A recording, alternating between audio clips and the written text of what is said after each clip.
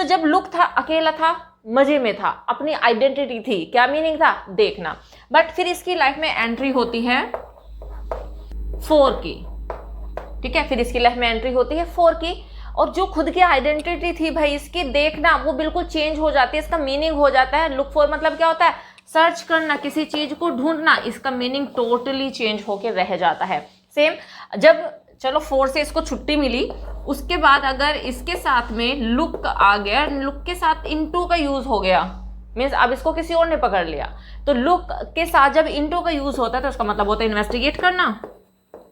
Investigate जब हम किसी मामले की तह तक जाने की कोशिश करते हैं उसे कहा जाता है इन्वेस्टिगेट करना, इंक्वायरी करना, ठीक है। तो इसका मीनिंग हो जाता है इन्वेस्टिगेट, मीन्स जब वो अकेला था उसका मतलब था देखना, जब उसके साथ में यूज हुआ फॉर, लुक फॉर हो जाएगा सर्च करना, एंड आफ्टर दैट जब लुक के साथ इनटू का यूज है तो हो गया इन्वेस्टिगेट। तो इस तरीके से वर्ब सेम ही है, ठीक है। जैसे एक पर्सन सेम ही था, शादी से पहले कुछ और था, शादी के बाद कुछ और हो गया, एंड बच्चे होने के बाद कुछ और हो गया, तो सेम यहाँ पे वर्ब का भी यही हाल है। अकेला था, खुद की आइडेंटिटी थी, लेकिन जब इसके साथ में प्रपोजिशन ऐड कर दी गई तो इसका मीनिंग टोटली चेंज होके रह गया है। तो आज हम बात करने वाले हैं ऐसे ही वर्ब की, जब सेम वर्ब के साथ में अलग अलग प्रपोजिशन आ जाती है, और कहाँ पे कौन सी प्रपोजिशन आनी कंपल्सरी होती है, कौन कौन से केसेस होते हैं, वही आज मैं आपको बताने वाली हूँ। तो वीडियो बहुत ही इंपॉर्टेंट होने वाली है, तो आपको वीडियो के लास्ट तक बने रहना है। और हाँ, अगर अभी तक आपने मेरा चैनल सब्सक्राइब नहीं किया है, do subscribe my channel. Video अच्छी लगे तो लाइक जरूर कीजिएगा। तो चलिए स्टार्ट करते हैं आज की video without wasting any time, let's begin. तो सबसे पहले हम देखेंगे एग्री को। एग्री वर्ब की तरह यूज होते हैं, लेकिन यहाँ पे मैंने इसके साथ में 3 अलग अलग प्रपोजिशन यूज की है, एंड देखेंगे कि अगर हमें एग्री विद यूज करना हो तो कहाँ पे हम एग्री विद यूज करेंगे, एग्री टू कहाँ पर यूज होता है, एंड एग्री ऑन कहाँ पर यूज होता है। मीन्स तीनों के तीनों अलग अलग केसेस में यूज होते हैं। तो देखिए, सबसे पहला एग्री विद हम जब यूज करते हैं जब किसी पर्सन से एग्री होने की बात होती है, राइट। तो इसका हम यूज करते हैं किसके साथ में, किसी पर्सन के साथ में, किसी समवन के साथ में, राइट। तो जब हम अग्री होने की बात करेंगे, समवन मीन्स, या फिर हम कह सकते हैं किसी पर्सन के साथ में अग्री होने की बात करेंगे, तो तब हम यूज करेंगे अग्री विद। जैसे कि मैं तुमसे सहमत हूं, ठीक है, मैं तुमसे सहमत हूं, तो मैं कह सकती हूँ I agree with you, I agree with you, right. तो मैंने यूज किया यहाँ पे आई एग्री विद यू। अब देखिए, यहाँ पे बहुत सारे लर्नर्स इस सेंटेंस को गलत बोलते हैं, वो कहते हैं agree with you, I am agree with you. तो I am agree with you नहीं होता, क्या होता है, I agree with you, I agree with you. तो ऐसे हम सेंटेंस को बोलते हैं, ठीक है। अगर मैं इसका नेगेटिव बोलूं कि मैं तुमसे एग्री नहीं हूं, तो वहां पे हम ऐसे बोलते हैं आई एम नॉट एग्री। तो आई एम नॉट एग्री नहीं होगा, I don't agree with you, I don't agree with you, ऐसे बोलेंगे। अगर इंटरोगेटिव बोलो, क्या तुम मुझसे सहमत हो, do you agree with me, do you agree with me, ठीक है। तो ऐसे हम सेंटेंसेस को बोलते हैं। तो जब भी किसी पर्सन से एग्री होने की बात होगी या फिर एग्री ना होने की बात होगी, तब हम यूज करते हैं विद का। चलिए अब देखते हैं एग्री टू।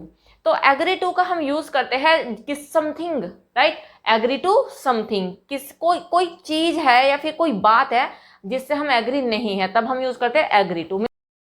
जैसे किसी ने कोई प्रपोजल दिया और मैं उससे सहमत हूं, वहां पर मैं ऐसा नहीं कह सकती I agree with your proposal, ऐसे नहीं कह सकती, क्योंकि विद का यूज तो किसी पर्सन के साथ में किया जाएगा। लेकिन यहाँ पे मैं कहूंगी I don't agree to your proposal, I don't agree to your proposal. एक और सेंटेंस, जैसे कि कोई कंपनी है और वो किसी सेटलमेंट से एग्री हो गई है, तो सेटलमेंट भी क्या हो गया, एक तरीके से समथिंग हो गया है। The company agree to the settlement, the company agree to the settlement. तो ऐसे सेंटेंसेस को आप बोल सकते हैं, राइट। ओके, नेक्स्ट देखिए एग्री ऑन। तो एग्री ऑन का यूज किया जाता है किसी प्लान, आइडिया को लेकर या फिर किसी एक्शन को लेकर। जब हम किसी एक्शन को लेकर, किसी प्लान को लेकर या फिर किसी आइडिया को लेकर किसी से एग्री करते हैं, तब हम यूज करते हैं एग्री ऑन। जैसे मुझे बोलना हो कि वे न्यू मार्केटिंग प्लान से एग्री थे, कोई मार्केटिंग प्लान लॉन्च किया गया फिर रखा गया किसी के सामने और वे उस प्लान से एग्री थे, तो यहाँ पे बात हो रही है प्लान की, तो वहां पे हम यूज करेंगे they agreed on a new marketing plan. तो सेंटेंस हो गया है they agreed on a new marketing plan. तो मार्केटिंग प्लान की बात है, तो इससे हम एग्री हुए हैं, तो हमने यहाँ पे यूज किया है ऑन का। और भी सेंटेंसेस हो सकते हैं, जैसे कि मुझे बोलना हो कि वे प्रोजेक्ट के बजट पर एग्री हो गए, तो यहाँ पे भी एक तरीके से स्ट्रेटेजी यहाँ पे रखी गई है किसी के सामने, और वो स्ट्रेटेजी है budget for the project, project के लिए कोई बजट पास करना था तो उसके ऊपर। तो यहाँ पे एक तरीके से देखा जाए स्ट्रेटेजी है, प्लान है, या फिर ये आइडिया है। हम यूज कर सकते हैं they agreed on the budget for the project, ऐसे हम यूज कर सकते हैं। मीन्स अलग अलग केसेस में यूज होता है। होप आपको समझ में आ गया। एग्री विद किसी समवन के साथ में, agree to something, agree on idea, plan and action. तो इस तरह से हम इनको यूज करते हैं। स्क्रीनशॉट आप लेना चाहते हो तो ले लीजिए। तो चलिए कुछ और वर्ब्स ऐसे देख लेते हैं। अब इन वर्ब को देखिए married, married, pride and proud. वैसे तो ये नाउन है एंड ये एडजेक्टिव है, बट यहाँ पे दोनों वर्ब है। ये देखिए जब हम मैरिड का यूज करते हैं तो आपने कहीं पे देखा होगा मैरिड विद लिखा होता है एंड कहीं पे मैरिड टू लिखा होता है। तो यही मैं आपको बताऊंगी। अगर आपको कहीं पे मैरिड विद नजर आ रहा है या फिर नजर नहीं आ रहा है, आपको बोलना है, ठीक है, तो मैरिड विद का यूज किया जाता है कि ये बताया जाए कि किसी लड़की की शादी किसी लड़के से हो रही है, लड़की की, न कि लड़के की। यहाँ पे पहले हम लड़की को रखेंगे, राइट। तो लड़की की शादी, जैसे कि नेहा की शादी रोहन से हुई, तो नेहा की शादी रोहन से हुई, तो किसकी शादी की बात हुई? नेहा की, न कि रोहन की शादी की, राइट। तो जब किसी लड़की की शादी ये बताया जाए किसी लड़के से हो रही है, एंड यू नो लड़के के लिए हम मेल, किसी मेल, राइट, या बॉय का यूज कर सकते हैं, ठीक है। तो विद, किसकी शादी किसके साथ हो रही है? किसी लड़की की शादी किसी लड़के से हो रही है, तो तब हम यूज करेंगे मैरिड विद, ठीक है। फॉर एग्जाम्पल मुझे यही कहना है कि नेहा की शादी रोहन से हुई, नेहा की शादी रोहन से हुई, then I can say Neha was married with Rohan, Neha was married with Rohan,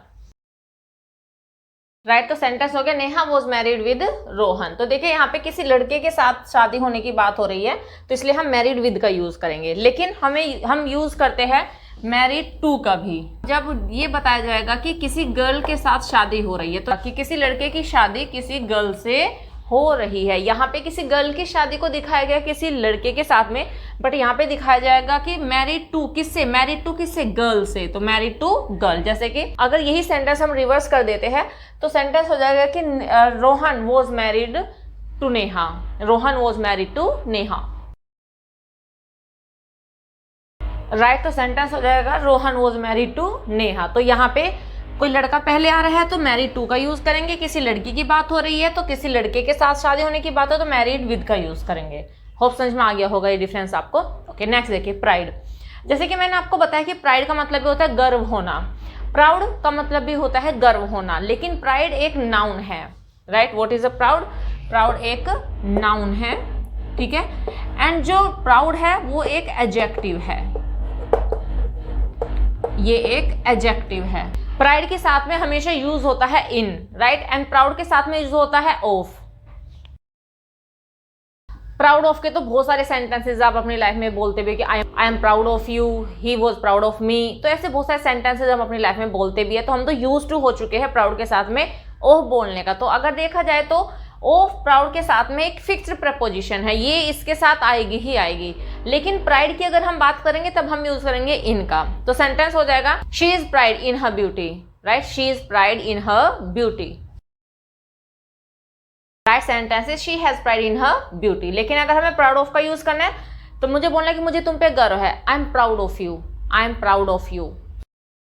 तो सेंटेंस है आई एम प्राउड ऑफ। ऐसे तो हम बहुत सारे बोलते भी हैं। होप समझ में आ गया होगा कि मैरिड विद कहाँ यूज होता है, married to, pride in and proud of. Screenshot लेना चाहते हो तो ले लीजिए।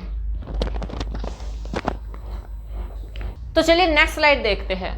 नेक्स्ट देखिए, नेक्स्ट है angry with and angry to. जैसे कि अभी हमने एग्री किया था, इस तरह से एंग्री विद है एंड एंग्री टू भी है। तो एंग्री विद का हम यूज करते हैं जब किसी पर्सन के साथ एंग्री होने की बात होती है, राइट। किसी पर्सन के साथ में एंग्री होंगे तब हम यूज करेंगे एंग्री विद। तो जब किसी पर्सन के साथ में एंग्री होने की बात होगी तब हम यूज करेंगे एंग्री विद। जैसे कि मैं तुमसे गुस्सा हूं, I am angry with you, ठीक है। तो मैं भी एक इंसान हूं, तुम भी एक इंसान हो, मैं तुमसे गुस्सा हूं, तो तुमसे गुस्सा हूं, राइट। तो I am angry with you. तो हम ऐसे सेंटेंस को बोल सकते हैं, I am angry with you. तो एक और सेंटेंस जैसे कि मेरी मम्मी मुझसे गुस्सा हो जाएगी, मैं भी एक पर्सन हूँ, माई मदर भी, and my mother is also a person. तो मैं कह सकती हूँ कि मेरी मम्मी मुझसे गुस्सा हो जाएगी, my mother will get angry with me, my mother will get angry with me. Okay, एक और जैसे क्या तुम मुझसे गुस्सा हो, क्या तुम मुझसे गुस्सा हो, are you angry with me, तुम मुझसे गुस्सा क्यों हो, why are you angry with me. ठीक है, तो ऐसे हम सेंटेंस को यूज करेंगे जब एक पर्सन दूसरे पर्सन से एंग्री होता हुआ दिखाया जाएगा, तब हम यूज करेंगे एंग्री विद। ओके, नेक्स्ट है एंग्री टू। तो जब हम किसी बात को लेकर, हम किसी चीज से हम गुस्सा होंगे, किसी बात को लेकर, किसी फैक्ट को लेकर, तब हम यूज करेंगे एंग्री टू। राइट, तो जब हम किसी बात को लेकर, किसी समथिंग मीन्स किसी भी बात को लेकर या फिर किसी चीज को लेकर हम गुस्सा होंगे, तब हम यूज करेंगे एंग्री टू। जैसे कि वह मेरे रिमार्क पर गुस्सा थी, मैंने कुछ रिमार्क किया, वो मुझसे गुस्सा नहीं थी। किस बात से गुस्सा थी? मेरे रिमार्क पर गुस्सा थी। राइट, वो मेरे रिमार्क पर गुस्सा हो गई। She got angry to my remark. ठीक है, she got angry to my remark. Right, तो ऐसे हम सेंटेंस को बोल सकते, बहुत सारे बोल सकते, मैं यहाँ पे आपको बस यही एग्जांपल्स दे रही हूँ। Okay, next one, part from and part with. देखिए, पार्ट फ्रॉम, पार्ट का मतलब होता है किसी से अलग होना, एंड पार्ट विद का मतलब भी होता है किसी से अलग होना, सेपरेट होना। Right, part from. तो पार्ट फ्रॉम का हम यूज तब करेंगे जब किसी पर्सन से अलग होने की बात होगी। राइट, किसी पर्सन से अलग होने की बात होगी, तो यहाँ पे हम वही कह सकते हैं समवन। समवन का मतलब पर्सन ही होता है। राइट, तो किसी पर्सन से अलग होने की बात होगी तब हम यूज करेंगे पार्ट फ्रॉम। जैसे कि मैं तुमसे अलग नहीं हो सकती, I can't part from you. तो कौन हूं मैं एक पर्सन हूं और तुम भी एक पर्सन हो। I can't part from you. Right, sentence हो गया है I can't part from you. तो पार्ट फ्रॉम का यूज किया हमने बिकॉज ये पर्सन से अलग होने की बात हो रही है। Okay, next one more example, जैसे कि दोनों दोस्त एक दूसरे से अलग हो गए। दोनों दोस्त एक दूसरे से अलग हो गए। Both the friends parted from each other. Right, both the friends parted from each other. तो वहां पे हमने पार्टेड फ्रॉम का ही यूज किया है। Right, okay, next one, part with. तो पार्ट विद का मतलब होता है समथिंग। जब हम किसी चीज से अलग होने की बात करते हैं तब हम यूज करेंगे पार्ट विद। राइट, तो पार्ट विद का यूज हम करेंगे समथिंग के साथ में। जैसे कि वह अपने घर से अलग हो गया, वह अपने घर से अलग हो गया। तो यहाँ पे किसी पर्सन से अलग होने की बात नहीं हो रही, यहाँ पे बात हो रही है किसी चीज से, किसी समथिंग से दूर होने की बात। तो चूंकि जो हाउस है एक समथिंग ही है, तो इसके लिए हम यूज करेंगे part with. He parted with his home. He parted with his home. Right, sentence है he parted with his home। अब यहाँ पे हम parted from नहीं कर सकते, वैसे तो अलग होने की बात हो रही है। एंड हमने ये भी देखा है कि preposition from को हम यूज करते हैं किसी चीज से पार्ट होने के लिए, अलग होने के लिए। बट ये भी फैक्ट आपको याद रखना होगा कि अगर किसी पर्सन से अलग हुआ जाएगा तब हम यूज करेंगे पार्ट फ्रॉम, लेकिन अगर किसी वस्तु, किसी थिंग से अलग होने की बात होगी तो तब हम यूज करेंगे पार्ट विद। तो जैसे यहाँ पे यूज हुआ है घर का, तो घर कोई पर्सन नहीं है। राइट, तो हम यहाँ पे यूज करेंगे with. He parted with his home. एक और, जैसे कंजूस अपने पैसे से अलग नहीं हो सकता। A miser can't part with his money. A miser can't part with his money. तो ऐसे हम यूज कर सकते हैं। होप समझ में आ गया होगा। स्क्रीनशॉट लेना चाहते हो तो ले लीजिए। तो चलिए नेक्स्ट स्लाइड देखते हैं। नेक्स्ट देखते हैं first compare with and compare to. देखिए, ये आपने बहुत बार यूज किया होगा अपनी लाइफ में, देखा भी होगा लिखा हुआ। तो देखिए, जब हम कंपेयर विद की बात करते हैं तो two similar object, two similar person की बात होती है। तो सिमिलर पर्सन की बात होगी तब हम यूज करेंगे कंपेयर विद। जैसे कि अपना कंपैरिजन मुझसे मत करो। Don't compare yourself with me. Don't compare yourself with me. Right, sentences don't compare yourself with me. तो देखिए, यहाँ पे दो पर्सन की बात हो रही है, इंसान है, दोनों इंसानों की कंपैरिजन किया जाए। लेकिन अगर मैं बोलूं कि तुम मेरा कंपैरिजन अपने कुत्ते के साथ मत करो, तो अब यहाँ पे कंपैरिजन एक पर्सन का और एक डॉग का है, तो तब हम विद का यूज नहीं कर सकते। एंड कंपेयर टू, जहां पे टू डिफरेंट थिंग्स की, पर्सन की बात होगी, वहां पे हम यूज करेंगे कंपेयर टू का। राइट, तो दो different object, two different creature मैंने इसलिए यहाँ पे लिख दिया है क्योंकि देखिए, क्रिएचर इंसान भी है, क्रिएचर जानवर भी है, क्रिएचर बर्ड्स भी है। राइट, तो इस तरीके से अगर उनका अलग क्रिएचर का कंपैरिजन किसी दूसरे क्रिएचर के साथ में किया जाता है तो भी हम कंपेयर टू का ही यूज करेंगे। एग्जाम्पल देखिए, मुझे कहना हो कि लाइफ एक जर्नी है। अब यहाँ पे लाइफ एक अलग चीज है, जर्नी एक अलग चीज है। लेकिन यहाँ पे इंसान की बात थी इस वाले सेंटेंस में, लेकिन लाइफ अलग है एंड जर्नी अलग है। Life is compare to journey. Life is compare to journey. Right, तो सेंटेंस हम कैसे, life is compare to journey means जो लाइफ है वो एक जर्नी है जिसे हमें पूरा करके यहाँ से जाना है। Life is compare to journey. तो यहाँ पे life is compare with journey नहीं हो सकता। ठीक है, होप समझ में आ गया होगा। वन मोर एग्जाम्पल, जैसे उसने तुम्हारा कंपेरिजन अपने डॉग से किया। He compared you to his dog. He compared you to his dog. तो ऐसे आप सेंटेंसेस को यूज कर सकते हैं। बहुत सारी चीजें हैं जहां पे हम इनको यूज कर सकते हैं, बस आपको याद रखना है compared with and compared to. Okay next, care of, care for, यहाँ पे तो मीनिंग ही चेंज हो जाता है। इन वर्ब्स में तो ओनली फैक्ट चेंज हो रहा था कि ये किसके साथ में यूज होगा, ये किसके साथ में, लेकिन यहाँ पे तो मीनिंग ही चेंज हो जाता है। अगर केयर के साथ में ऑफ यूज होता है तो मीनिंग कुछ और होता है, और केयर के साथ फॉर यूज हो जाता है तब मीनिंग कुछ और होता है। देखिए, अगर केयर ऑफ आपको यूज करना है, केयर ऑफ का मतलब होता है ध्यान रखना। हम बहुत बार बोलते हैं take care of yourself, है ना, I will care of myself, तो मैं अपने ध्यान रखूंगा, तुम अपना ध्यान रखना। तो ऐसे हम यूज करते हैं जहां पे ध्यान रखने की बात होती है, ठीक है, तो वहां पे हम यूज करते हैं care of. Sentences take care of yourself, ठीक है, तो अपना ध्यान रखना, जैसे तो इस तरीके से हम केयर ऑफ का यूज करते हैं। लेकिन अगर बात आ रही है केयर फॉर की, तो केयर फॉर का मतलब होता है चिंता करना किसी की, किसी के बारे में वरीड होना, राइट। तो जैसे कि आई केयर फॉर यू, मुझे तुम्हारी चिंता है, आई केयर फॉर यू, मुझे तुम्हारी चिंता है, राइट। तो सेंटेंस है आई केयर फॉर यू, मुझे तुम्हारी चिंता है। सभी पेरेंट्स अपने बच्चों की चिंता करते हैं। All the parents care for their children, ठीक है, all the parents care for their children. तो ऐसे हम यूज करते हैं। तो मीन्स केयर ऑफ अलग मैटर है एंड केयर फॉर का मीनिंग ही कुछ अलग होता है। होप समझ में आ गया होगा आपको। स्क्रीनशॉट लेना चाहते हो तो ले लीजिए।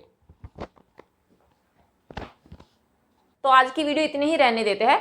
वैसे तो और भी बहुत सारे ऐसे वर्ब है जिनका हम इस तरीके से यूज कर सकते हैं, जिनका मीनिंग भी अलग हो सकता है और केसेस भी अलग अलग हो सकते हैं कि कहाँ पे कैसे यूज किया जाएगा। लेकिन वीडियो ज्यादा लेंथी हो जाएगी। वीडियो में इतना ही, मिलते हैं नेक्स्ट वीडियो में कुछ और फैक्ट्स को लेकर। Till then bye bye, take care, stay healthy and keep learning.